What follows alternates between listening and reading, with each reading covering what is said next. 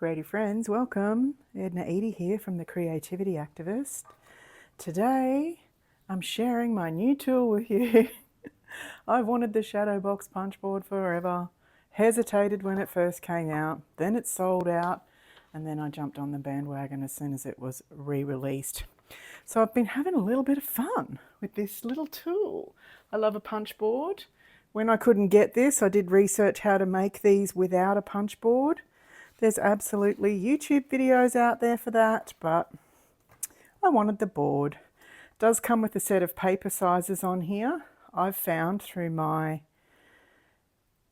experimentation that you can just use any size paper that you like, and obviously if you want to exactly measure out how much space you need in the middle, you can do that, and then you just measure out the distance that you need for the fold-ins. But it's about cutting, aligning, scoring, punching all four corners.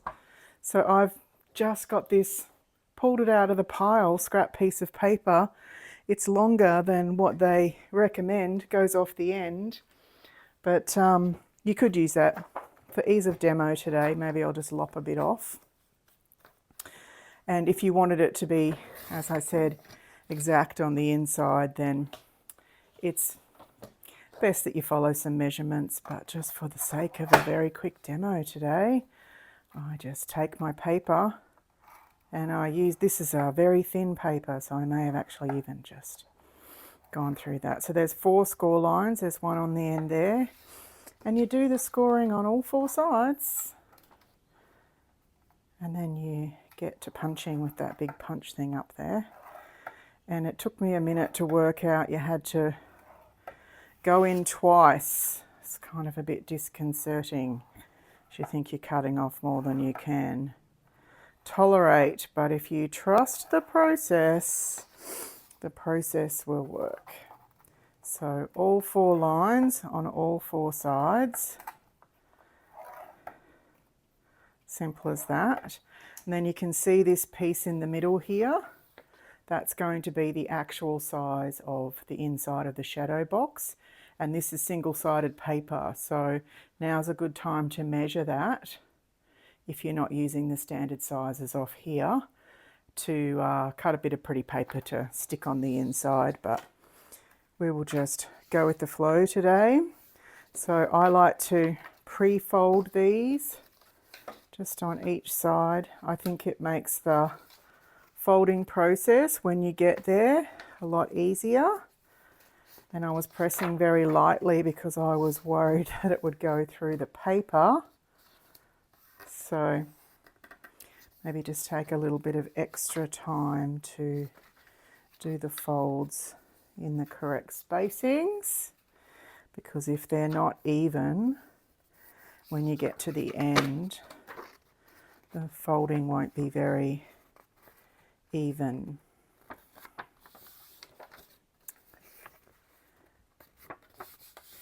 Comes together pretty quickly, and I've made these in all of the sizes that are on the board, so they make very nice little square shadows. And then I've just randomly pulled pieces of paper just to see how different pieces of paper work. It definitely takes longer with this thinner paper.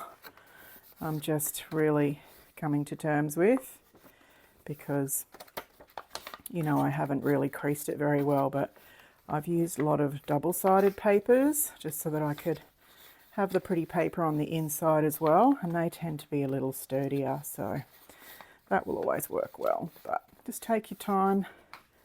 Right, so now you've got all those 4 sides all scored. I like to pre-score them, and now the punching comes in. So I like to turn my board upside down, and then I just come in from the same side twice on each side. I'm just sitting down because I find it easier to sit down to do this. So all the way over until it butts in and press, and so you get that cut there, and then you're going to butt in until that, so pull it out, and then going to go along here so that this comes into here, and that little pointy bit is just in there. And then you've cut in that second time, and then you want to flip over which is generally what you do with a lot of their punch boards.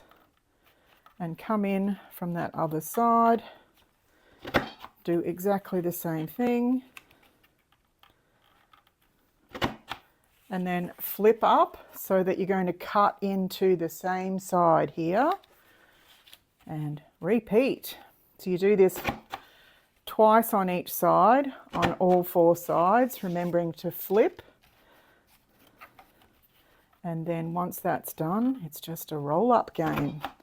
It does take a bit of practice to get that right. So there you go. So I've cut in twice on each side.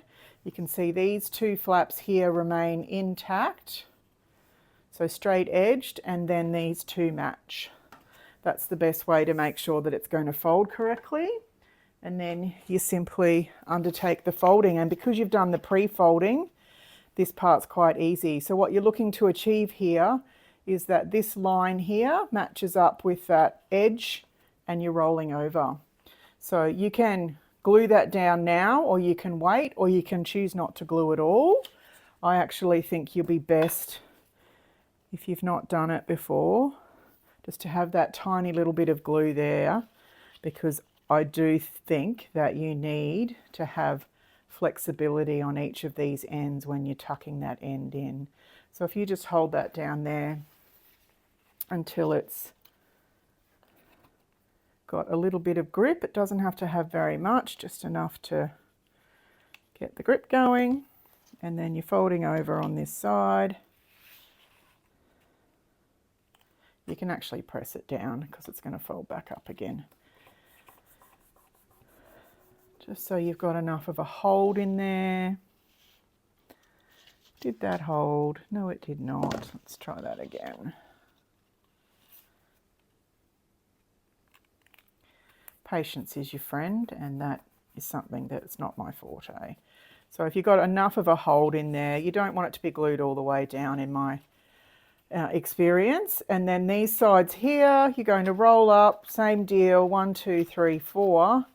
And then when you get to here and you've made that cylindrical motion, you tuck in here and you tuck in over here. There we go. And then you're making that shadow box.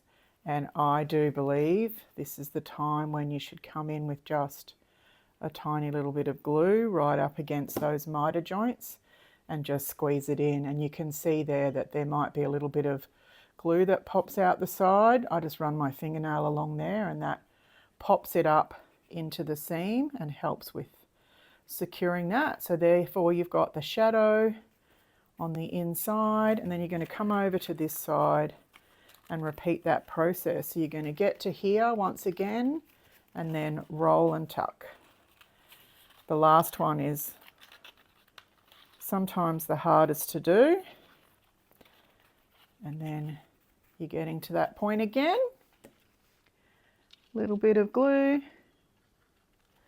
just the smallest bit of glue there, and then push in and hold and scrape, push in, hold and scrape. There you go, little shadow box in absolutely no time at all. I do just, this glue dries pretty quickly, this favourite glue of mine, Couture Creations, and then you have your shadow box, and you can fill it or do whatever you like with it. You could make a little hanger and hang it on the wall with something inside it. I've made a card, there we go, and a topper out of this A Day to Remember from Rosie's Studio that Alicia influenced me to purchase. Lovely floral set. And I just went in with a piece of random paper and made this shadow box, and you can see here this is single-sided paper, so I've gone in with the extra bit and placed that on the bottom. So I've made the shadow board in exactly the same way, the shadow box, and then I've come along with my trusty ruler and said my card needs to be, and just measured what the opening was and made a little base for a card, little white base for a card, folded it over, And then I did put stitched paper on the back and on the front. It's a little card, so I wanted it to have some big impact. And then a little tag from the embellishment set. And then these are all embellishments. One thing I did do, this is a little like a jug that you've got flowers in, and the embellishment came with its own flowers, but I've cut a slit in it and put even more flowers in it. And then just loaded it up with other embellishments. A little bit of ribbon on the bottom there, and then that sits in there nicely in the shadow box. Because it's so high, it's nice to have the protection of the box. And then I was going to make a flap for it and secure the flap to the front, which I'll do on another example, but in this case I made the flap, and then I've made an acetate sleeve for the flap to sit on. So I've used the same process of stitching around the edge of a piece of the paper, using one of the larger embellishments, and then layering up those elements on there. And then this simply goes inside the sleeve like its own little envelope, and we have a shadow box protector for our card. I can see I'm going to work out many ways to use this lovely punch board.